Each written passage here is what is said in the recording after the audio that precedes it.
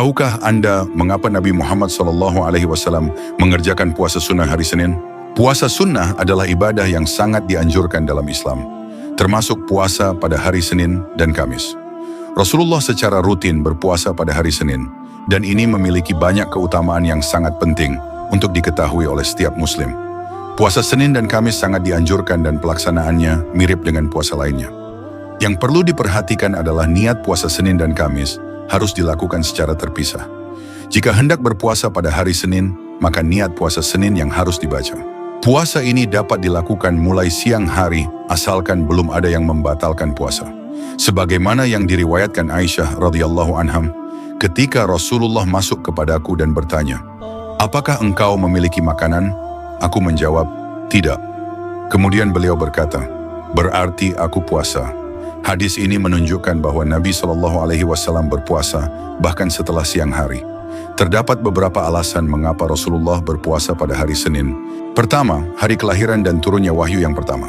Dari Abu Qatadah radhiyallahu anhu, Rasulullah bersabda, "Hari itu adalah hari aku dilahirkan, dan hari itu pula wahyu pertama diturunkan kepadaku." Rasulullah berpuasa pada hari Senin untuk mensyukuri dua peristiwa besar tersebut, kelahirannya dan turunnya wahyu pertama. Kedua, amal diperlihatkan pada hari Senin dan Kamis. Abu Hurairah radhiyallahu anhu meriwayatkan, "Amal-amal diperlihatkan kepada Allah pada hari Senin dan Kamis, maka aku ingin ketika amalanku diperlihatkan, aku dalam keadaan berpuasa." Rasulullah memilih berpuasa pada hari tersebut agar amal perbuatannya diterima dalam keadaan bersih. Ketiga, hari pengampunan dosa dan dibukanya pintu surga. Dari Abu Hurairah radhiyallahu anhu, Rasulullah bersabda, "Pintu surga dibuka pada hari Senin dan Kamis. Setiap hamba yang tidak berbuat syirik akan diampuni." Hari-hari ini menjadi kesempatan besar untuk mendapatkan ampunan dari Allah Subhanahu wa Ta'ala. Syekh Ibnu Utsaimin dalam Syarh Riyadhus Shalihin menjelaskan bahwa Rasulullah memilih berpuasa pada hari Senin dan Kamis karena pada hari tersebut amal diperlihatkan kepada Allah. Rasulullah ingin amalannya diterima dalam keadaan berpuasa sebagai bentuk kesungguhan dalam beribadah. Puasa pada hari Senin bukan hanya sekedar ibadah, tetapi juga bentuk kecintaan dan teladan kepada Rasulullah. Setiap Muslim yang ingin mengikuti sunnah beliau sangat dianjurkan untuk membiasakan puasa Senin dengan niat ikhlas karena Allah Ta'ala, sehingga bisa memperoleh keberkahan dan pengampunan dosa. Inilah kisah Uqaf bin Wida'ah yang dinasihati Rasulullah karena enggan menikah.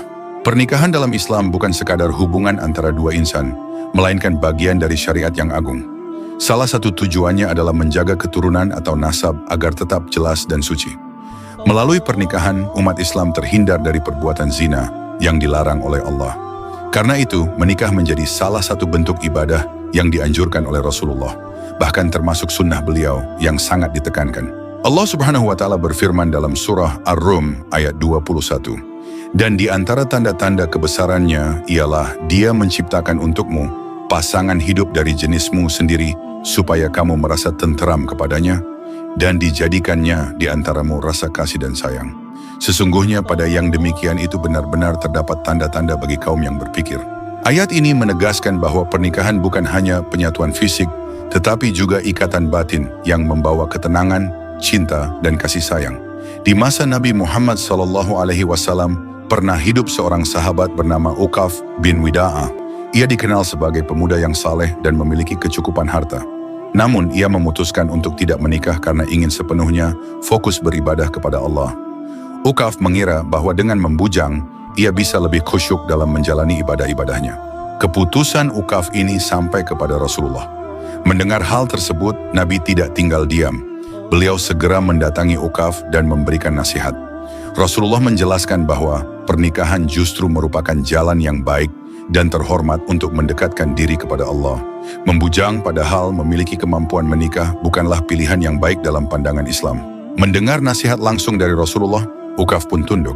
Ia menerima arahan sang Nabi, namun merasa malu untuk mencari pasangan sendiri. Dengan rendah hati, Uqaf meminta Rasulullah mencarikannya istri yang sesuai pilihan beliau. Ini menunjukkan betapa dalamnya kepercayaan para sahabat terhadap tuntunan Nabi. Dalam hadis yang diriwayatkan oleh Anas bin Malik, disebutkan pula bagaimana beberapa sahabat merasa ingin menghindari kenikmatan dunia demi fokus beribadah. Ada yang berkata tidak akan menikah, tidak makan daging, tidak tidur di ranjang, atau terus berpuasa tanpa berbuka. Ketika hal ini sampai kepada Rasulullah, beliau menegur mereka dan bersabda, "Bagaimana dengan kaum yang mengatakan hal-hal seperti itu? Padahal aku sendiri berpuasa dan berbuka, aku salat dan juga tidur, dan aku menikah. Maka siapa yang tidak menyukai sunnahku, maka ia bukan termasuk golonganku." Melalui kisah ini kita belajar bahwa pernikahan bukanlah penghalang untuk mendekat kepada Allah, melainkan bagian dari ibadah itu sendiri. Menikah adalah fitrah manusia yang dituntun dalam Islam dengan adab dan aturan yang indah. Inilah kisah Abu Dujanah yang membuat Rasulullah menangis. Pada masa Rasulullah SAW, ada seorang sahabat bernama Abu Dujanah yang memiliki kebiasaan berbeda dari para sahabat lain. Setiap selesai salat, ia langsung pulang tanpa duduk berzikir atau menunggu Rasulullah selesai berdoa. Hal ini menarik perhatian Rasulullah hingga beliau bertanya, "Wahai Abu Dujanah, apa alasanmu segera pulang setelah salat?" Abu Dujanah menjawab, "Ya Rasulullah, di pekarangan rumahku menjuntai pohon kurma milik tetanggaku, seorang munafik. Aku khawatir anak-anakku memetik dan memakan kurma dari pohon itu, padahal bukan milik kami dan tidak halal. Pernah suatu hari aku melihat anakku memakannya. Aku langsung memasukkan jariku ke mulutnya dan mengeluarkan kurma itu hingga ia menangis. Tapi aku lakukan karena takut keluargaku memakan yang haram." Mendengar penjelasan itu, Rasulullah menangis haru atas ketakwaan Abu Dujanah. Beliau lalu mendatangi si pemilik pohon kurma dan berkata, "Maukah engkau menjual pohon kurmamu? Aku akan menggantinya dengan pohon kurma di surga dari zamrud biru, disirami emas merah, bertangkai mutiara putih, dan setiap buahnya bernilai bidadari." Namun orang munafik itu menolak. "Aku tidak mau berdagang dengan janji. Aku hanya terima pembayaran tunai." Tiba-tiba datanglah Abu Bakar Ash-Shiddiq.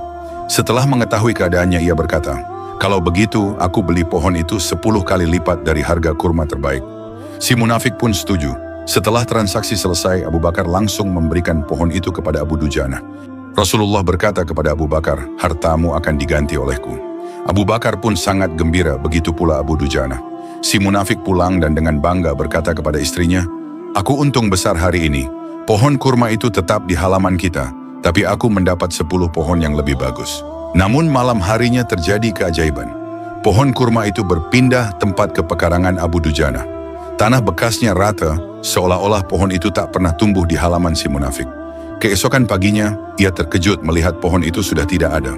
Tanpa campur tangan manusia, pohon itu benar-benar telah berpindah. Kisah ini memberikan pelajaran penting. Abu Dujanah menunjukkan betapa pentingnya menjaga diri dan keluarga dari makanan haram. Meski dalam kesulitan, ia tetap memegang prinsip.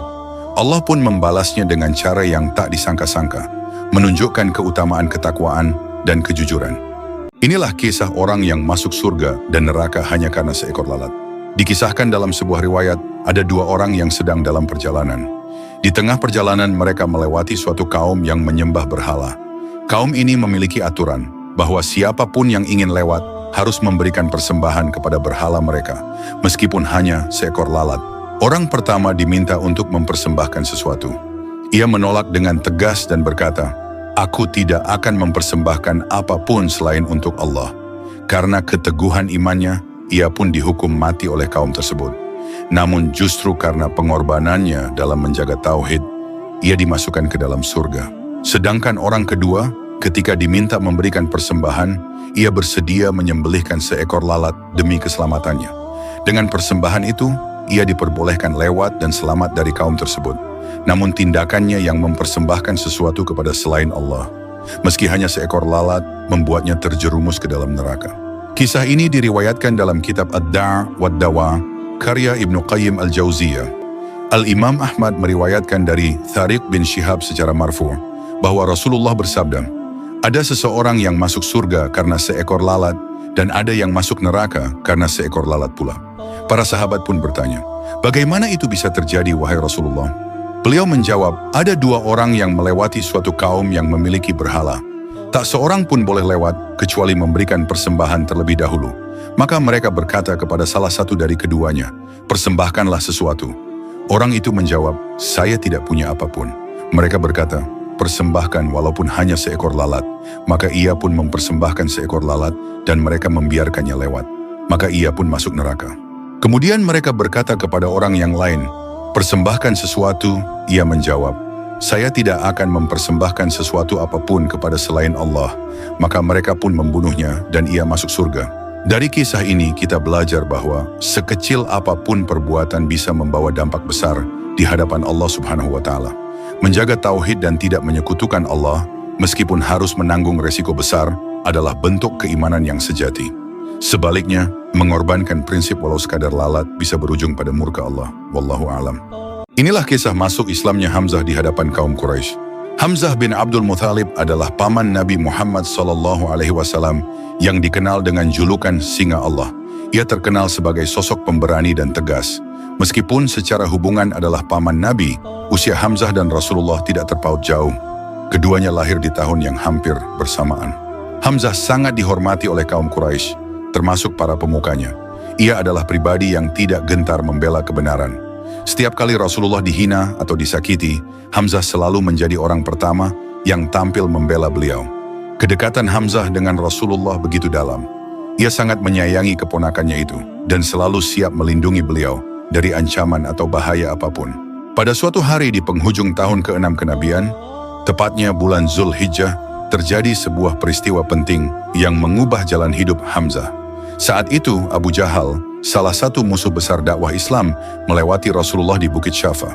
Tanpa alasan, ia mencaci Nabi dengan kata-kata kasar. Rasulullah hanya diam, tidak membalas sepatah kata pun. Namun Abu Jahal justru melemparkan batu ke kepala Nabi hingga mengucurkan darah. Seorang budak perempuan dari rumah Abdullah bin Jad'an melihat kejadian tersebut. Ia segera memberitahu Hamzah yang baru saja pulang berburu sambil membawa busur panahnya. Mendengar bahwa keponakannya diperlakukan dengan keji, Hamzah langsung naik pitam. Dengan amarah membara, ia menuju Masjidil Haram, tempat Abu Jahal sedang duduk bersama kaum Quraisy. Tanpa banyak bicara, Hamzah berdiri di hadapan Abu Jahal dan berkata, "Wahai orang hina, bagaimana mungkin engkau mencela anak saudaraku, padahal aku telah memeluk agamanya?" Setelah itu Hamzah memukul kepala Abu Jahal dengan busur panah yang dibawanya hingga wajah Abu Jahal terluka parah. Kaum Bani Makhzum, suku Abu Jahal, sontak berdiri ingin membela. Namun Bani Hashim, suku Hamzah, juga ikut terpancing. Melihat situasi memanas, Abu Jahal justru berkata, "Biarkan Abu Imarah, memang aku yang telah mencaci keponakannya," dengan kata-kata yang menyakitkan. Pada awalnya, Hamzah menyatakan keislamannya sebagai bentuk pembelaan terhadap harga diri keluarganya. Namun seiring waktu, Allah memberikan hidayah kepadanya. Ia pun memeluk Islam dengan sepenuh hati dan menjadi salah satu sahabat terdepan dalam membela Rasulullah dan agama Islam.